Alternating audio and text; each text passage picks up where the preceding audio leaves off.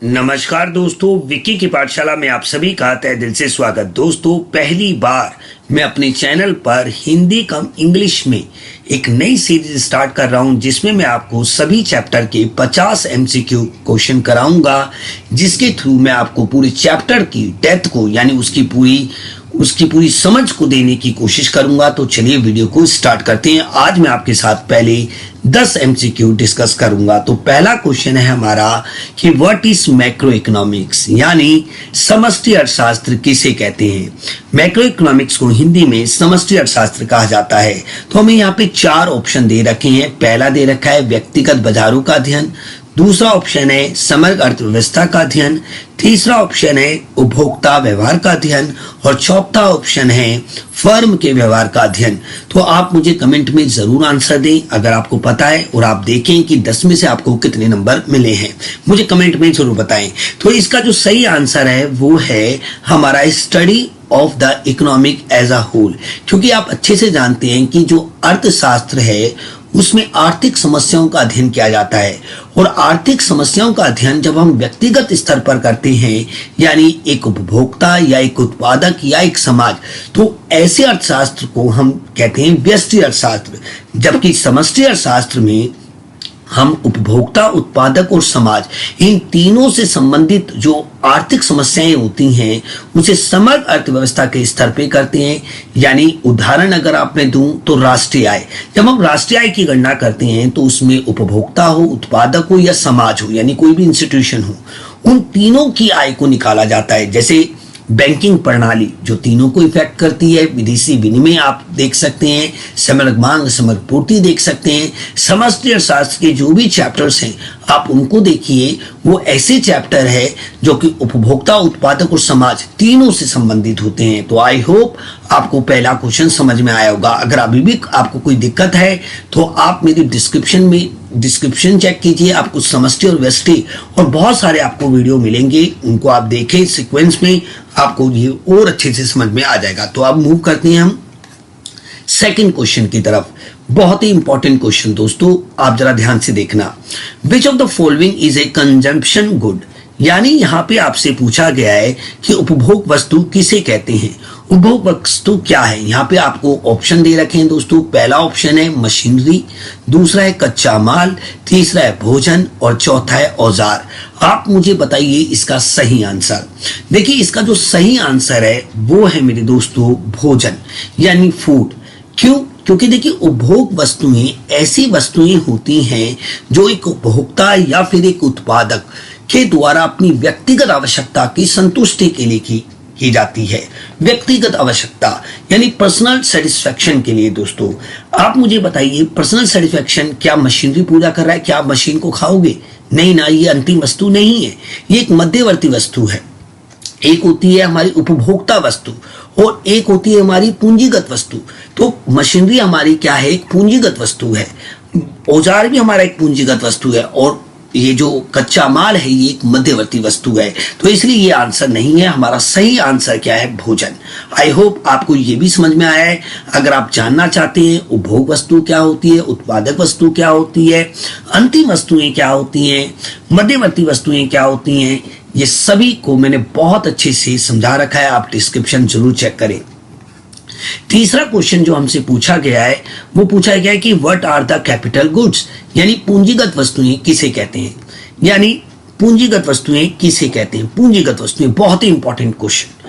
तो देखिए, ऑप्शन पहला है अंतिम उपभोग के लिए तैयार वस्तुएं, दूसरा ऑप्शन है उत्पादन में प्रयुक्त वस्तुएं, तीसरा है घरों द्वारा प्रयुक्त वस्तुएं और चौथा है सरकार द्वारा उपभोग की जाने वाली वस्तुएं। तो मुझे आप सही आंसर बताइए।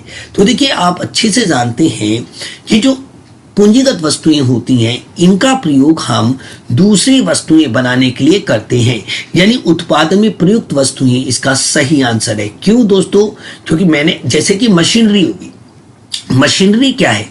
पूंजीगत वस्तु है। प्लांट और मशीनरी क्या होगी, पूंजीगत वस्तु, क्योंकि इन्हीं दोनों के माध्यम से यानी पूंजीगत वस्तुओं के माध्यम से हम तैयार वस्तुएं तैयार करते हैं। जैसे एग्जांपल, जैसे टाटा मोटर है, टाटा मोटर क्या करती है, कार बनाती है। उसको कार बनाने में जिन जिन मशीनों का वो इस्तेमाल करती है वो उसकी कैसी गुड्स हैं, कैपिटल गुड्स। बहुत ही सिंपल है दोस्तों, जो भी अन्य वस्तुओं को बनाने के लिए वस्तुएं इस्तेमाल की जाती हैं उन्हें हम पूंजीगत वस्तुएं कहते हैं, जो एक उद्योगपति द्वारा मतलब प्रयोग की जाती है कारखानों में। आई होप आपको ये भी चीज समझ में आई होगी। अब हम अपने फोर्थ क्वेश्चन की तरफ मूव करते हैं। फोर्थ क्वेश्चन है कि which of the following is a final good, यानी इनमें से अंतिम वस्तु कौन सी है, इनमें से अंतिम वस्तु कौन सी है। तो ऑप्शन ए है हमारा उपभोक्ता को बेची गई वस्तुएं, बेकर को बेची गया गेहूं, डेयरी को बेचा गया दूध, और मेरे प्यारे दोस्तों चौथा ऑप्शन हमें दे रखा है, कहते हैं हलवाई को बेची गई चीनी। अब मुझे बताइए कि इसका सही ऑप्शन क्या है। देखिए अंतिम वस्तुएं क्या होती हैं, आप पहले समझिए। एक होती है अंतिम वस्तुएं और एक होती है मध्यवर्ती वस्तुएं। अंतिम वस्तुएं वह वस्तुएं होती हैं दोस्तों जो अंतिम प्रयोग के लिए तैयार होती हैं। जैसे एग्जांपल, दूध और अंडा, दूध, अंडा, मक्खन अगर आप देखें तो ये गृहस्थों के द्वारा सीधा डायरेक्ट उपभोग किया जाता है। अंतिम वस्तुएं वही वस्तुएं हैं दोस्तों जो आप जिनका इस्तेमाल कर सकते हो, उपभोग कर सकते हो। तो देखिए आप मुझे ये बताइए कि बेकर को बेचा गया गया गेहूं, ये तो मध्यवर्ती वस्तु है। डेयरी को बेचा गया दूध, ये भी एक मध्यवर्ती वस्तु है। और जबकि हलवाई को बेची गई चीनी, ये भी एक मध्यवर्ती है। क्यों? रीजन ये है क्योंकि इससे वो किसी दूसरी वस्तु का इस्तेमाल करेगा। इन तीनों के द्वारा, इन तीनों, गेहूं हो, दूध हो या फिर चीनी हो, इन तीनों का उपभोग, इन तीनों का इस्तेमाल वो दूसरी वस्तुओं को बनाने में करेगा। जबकि उपभोक्ता को बेची गई वस्तुएं उपभोक्ता अपनी व्यक्तिगत आवश्यकता को पूरा करने में करेंगे। इसलिए हमारा ऑप्शन जो ए है बिल्कुल करेक्ट है दोस्तों। आई होप आपको ये भी समझ में आया है। अब हम पांचवी क्वेश्चन की तरफ मूव करते हैं। हमारा फिफ्थ क्वेश्चन क्या कह रहा है, देखिए यहां पूछा है कि व्हाट आर इंटरमीडिएट गुड्स, यानी यहां पे मध्यवर्ती वस्तुएं क्या हैं। मध्यवर्ती वस्तुएं, पहला ऑप्शन हमें दे रखा है दोस्तों अंतिम उपभोग के लिए तैयार वस्तुएं, आगे के उत्पादन के लिए प्रयोग की जाने वाली वस्तुएं, घरों द्वारा उपभोग की जाने वाली वस्तुएं और सरकार द्वारा खरीदी गई वस्तुएं। आप मुझे इसका सही आंसर बताइए। तो देखिए इसका सही आंसर जो है, आप बताइए मध्यवर्ती वस्तुएं, इसका आगे के उत्पादन के लिए प्रयोग की जाने वाली वस्तुएं। जैसे चीनी, चीनी से हम गन्ने से हम क्या बनाते हैं, चीनी बनाते हैं। तो गन्ना क्या हो गया, एक मध्यवर्ती वस्तु, चीनी क्या हो गया, एक अंतिम वस्तु है। बहुत ही सिंपल है। देखिए जैसे अगर आप आटा है, मतलब गेहूं है, गेहूं से अगर आप आटा बना रहे तो गेहूं क्या हो गया, मध्यवर्ती वस्तु, और आटा क्या हो गया, आपकी अंतिम वस्तु। बहुत ही सिंपल है दोस्तों, इतना सिंपल है। जिन भी वस्तुओं से दूसरी वस्तुएं बनाई जाती है, जैसे गोल्ड से आप गोल्ड चेन बना रहे हो तो गोल्ड क्या हो गया, आपकी इंटरमीडिएट गुड हो गया, और गोल्ड चेन क्या हो गया, आपकी फाइनल गुड हो गया। क्योंकि फाइनल गुड, क्योंकि आप उसको पहन सकते हो। सिंपल सी बात। आई होप आपको ये भी समझ में आया है। अब नेक्स्ट क्वेश्चन की तरफ मूव करते हैं। हमारा सिक्स्थ क्वेश्चन कह रहा है कि what is a stock variable, यानी यहां पे स्टॉक चर किसे कहते हैं। तो देखिए मैं आपको थोड़ा सा पहले समझाता हूं, पहले इसके ऑप्शन पढ़ लेते हैं फिर आपको समझाता हूं। समय के एक बिंदु पर मापा गया। दूसरा ऑप्शन है समय की अवधि में मापा गया, समय के साथ स्थिर, या समय के साथ परिवर्तनशील। आप मुझे बताइए सबसे पहले कि इसका ऑप्शन क्या है। देखिए सबसे पहले हमें यह समझना पड़ेगा कि ये जो वेरिएबल होते हैं, ये जो चर होते हैं, इसका क्या मतलब क्या है।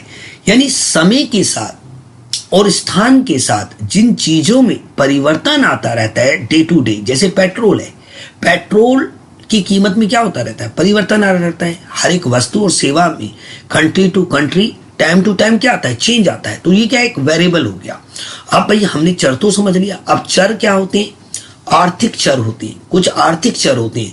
यानी आर्थिक चर ऐसे चर होते हैं जो आर्थिक जानकारी देते हैं। और आर्थिक चरों को भी हम दो भागों में बांट सकते हैं, एक होते हैं व्यष्टि और एक होते हैं समष्टि। तो समष्टि आर्थिक चर जो होते हैं उसे हम दो भागों में बांटते हैं मेजरली। एक होता है स्टॉक और एक होता है प्रवाह। प्रवाह यानी फ्लो होता है। स्टॉक जो होता है ना मेरे दोस्तों, इसे समय के एक निश्चित बिंदु पे नापा जाता है, समय के एक निश्चित बिंदु पे। जैसे एग्जांपल अगर मैं आपको दूं, आज भारत सरकार के पास कुल विदेशी मुद्रा कितनी है कि आज 17 जुलाई 2024 है।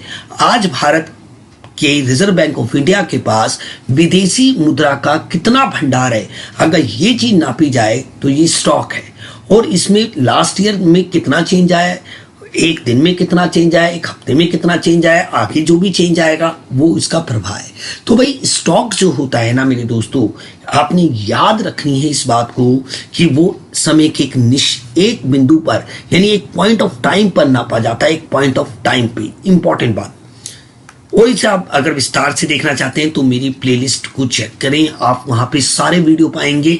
मैंने टी.आर. जैन वीके ओरी जो बुक है, बेस्ट बुक, उससे मैंने पढ़ा रखा है, आप डिस्क्रिप्शन जरूर चेक करें। नेक्स्ट क्वेश्चन है मेरे दोस्तों, what is a flow variable? यानी फ्लो वेरिएबल किसे कहते हैं, यानी प्रवाह किसे कहते हैं? प्रवाह बहुत इंपॉर्टेंट है। प्रवाह देखिए, मैंने अभी आपको बताया कि जो समष्टिक आर्थिक चर होते हैं जो कि एक देश की आर्थिक जानकारी देते हैं संपूर्ण अर्थव्यवस्था के, जैसे कि राष्ट्रीय आय हो गई, बैंकिंग प्रणाली हो गई, ये जितने भी है ना, ये समष्टिक आर्थिक चर है। अब समष्टिक आर्थिक चर को अगर हम समय के एक निश्चित बिंदु पे नापे तो वो स्टॉक है, और अगर समय के दो विभिन्न बिंदुओं के बीच में उनका अंतर को नापे तो प्रवाह है। तो इसका जो सही आंसर है, समय की अवधि में मापा गया, यानी समय के दो विभिन्न बिंदुओं पे।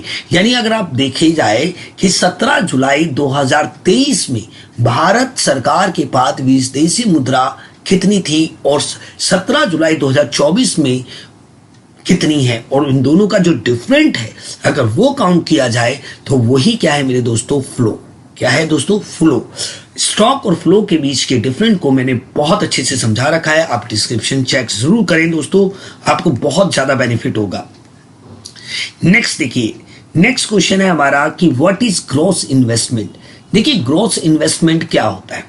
इन्वेस्टमेंट यहां पे पूछा गया कि सकल निवेश किसे कहते हैं? सकल निवेश, ऑप्शन ए हमें दे रखा है मूल्य ह्रास या फिर हमें से स्थिर पूंजी का उपभोग भी कह सकते हैं। स्थिर पूंजी का उपभोग को ध्यान में रखे बिना कुल निवेश मूल्य, या फिर ऑप्शन बी ह्रास को ध्यान में रखकर कुल निवेश मूल्य। दूसरा शुद्ध निवेश कहते हैं शुद्ध निवेश का मूल्य, उपभोग का मूल्य। तो देखिए दोस्तों, मैं अगर आपको ये कहूं कि ग्रॉस इन्वेस्टमेंट क्या होता है, जैसे मान लीजिए भारत सरकार द्वारा जो सरकारी उद्योग है यानी जो पब्लिक इंटरप्राइज है, उसमें टोटल जितनी भी मशीन खरीदी गई पिछले एक साल में, उनकी जो वैल्यू है वो 4000 करोड़ रुपए है। अब 4000 करोड़ रुपए की मशीन हमने खरीदी, अब उस एक साल के अंदर अंदर उसकी वैल्यू में कुछ तो गिरावट आएगी। अगर हम उस गिरावट को यानी उस मूल्य ह्रास को इसमें माइनस ना करें, सिर्फ 4000 करोड़ ही को ही देखें, जो भी मशीनरी या प्लांट की वैल्यू में जो फॉल आया है पिछले एक साल में, उसको हम यहाँ इसमें से माइनस ना करें तो वही क्या होगा, हमारा सकल निवेश होगा। क्या होगा? सकल निवेश। सकल निवेश में मूल्य ह्रास को माइनस नहीं किया जाता। तो इसका जो सही आंसर है दोस्तों वो ऑप्शन ए है, क्योंकि total value of investment without considering depreciation, अगर हम डेप्रिसिएशन को माइनस कर देंगे तो वो शुद्ध निवेश मूल्य बन जाएगा। दोस्तों बहुत ही सिंपल सी बात है। जैसे मान लीजिए डेप्रिसिएशन 1000 करोड़ रुपए की हुई और अब हमारे पास जो रिजल्ट आया वो 3000 करोड़ आया, तो ये आपका सकल निवेश है, ये आपका निवल निवेश है, और ये जो चेंज आया है ये आपका मूल्य ह्रास यानी डेप्रिसिएशन है। ग्रोस इन्वेस्टमेंट, नेट इन्वेस्टमेंट और ये आपका डेप्रिसिएशन। आई थिंक आपको ये बात बिल्कुल अच्छे से समझ आई होगी। नेक्स्ट क्वेश्चन 9th क्वेश्चन की तरफ मूव करते हैं। 9th क्वेश्चन बहुत ही इंपॉर्टेंट। डेप्रिसिएशन किसे कहते हैं, मूल्यह्रास किसे कहते हैं, स्थिर पूंजी का उपभोग किसे कहते हैं, अचल स्थिर पूंजी का उपभोग किसे कहते हैं, कई तरीके से हिंदी में से कहा जाता है। बहुत ही ज्यादा इंपॉर्टेंट। ऑप्शन ए हमें कह रहा है पूंजीगत वस्तुओं के मूल्य में वृद्धि, दूसरा कह रहा है पूंजीगत वस्तुओं के मूल्य में कमी, तीसरा ऑप्शन है उपभोग वस्तुओं के मूल्य में वृद्धि, चौथा ऑप्शन है उपभोग वस्तुओं के मूल्य में कमी। आप मुझे बताइए दोस्तों इसका सही आंसर क्या है। देखिए इसका जो सही आंसर है, मैंने अभी आपको एकदम बिल्कुल अभी ये समझाया कि अगर मान लीजिए भारत सरकार द्वारा 4,000 करोड़ रुपए की मशीनरी खरीदी गई, जिसकी एक साल में 1,000 करोड़ की जिसमें कमी आई, तो 3,000 करोड़ हमारा नेट इन्वेस्टमेंट है। तो ये जो चेंज आता है ना, यानी जो भी हमारी कैपिटल गुड्स होती हैं उनकी जो प्राइस में जो फॉल होता है, यानी जो गिरावट होती है, उसी को डेप्रिसिएशन कहा जाता है दोस्तों।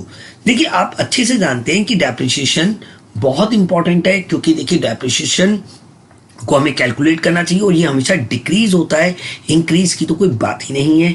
ऑप्शन बी हमारा बिल्कुल सही है। आई होप आपको ये भी क्वेश्चन समझ में आया है। अब पढ़ते हैं हम अपने 10th क्वेश्चन की तरफ। 10th क्वेश्चन क्या कह रहा है, in the 2 sector model of circular flow which sector are included, यानी 2 सेक्टर मॉडल यहाँ पे बोल रहा है सर्कुलर फ्लो का। दोस्तों देखिए अगर आपको समष्टि अर्थशास्त्र समझनी है ना, तो एक बात याद रखना, आपको 2 क्षेत्रीय जो प्रभाव होता है आय और व्यय का, उसे समझना पड़ेगा। तो आप डिस्क्रिप्शन में जाएं, मैंने 2 क्षेत्र 3 और 4 बहुत ही अच्छे से समझा रखा है।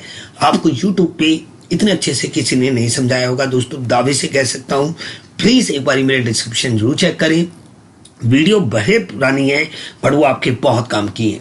तो देखिए पहला है फर्म, घर और फर्म, दूसरा है घर और सरकार, तीसरा है फर्म और सरकार, चौथा है सरकार और विदेशी क्षेत्र। तो दोस्तों इसका जो सही आंसर है वो ऑप्शन ए है, क्योंकि आप जानते हो एक हमारा हाउस होल्ड सेक्टर होता है, एक हमारा प्रोड्यूसर सेक्टर होता है। हाउस होल्ड सेक्टर इसे अपनी फैक्टर सर्विसेज देता है, जिसके बदले में ये इनको गुड्स एंड सर्विसेज देता है, फिर बदले में ये इनको फैक्टर पेमेंट देता है जो इनके लिए फैक्टर इनकम का काम करती है, फिर ये इनको कंजम्पशन देता है। ये जो फ्लो होता है ना, इसी को 2 क्षेत्रीय प्रभाव कहते हैं दोस्तों। इसे समझना, इसको बिना समझे आप कभी भी समष्टि अर्थशास्त्र नहीं समझ पाएंगे, ये बात याद रखें दोस्तों। अगर आप 12वीं क्लास में हैं या ग्रेजुएशन में हैं या फिर आप कंपटीशन की तैयारी कर रहे हैं, यदि आप मुझसे ऑनलाइन क्लासेस चाहते हैं, पेमेंट क्लासेस बहुत ही मिनिमम फीस में, तो मुझसे जरूर संपर्क करें। मिलते हैं दोस्तों अगली वीडियो में। जय हिंद, जय भारत।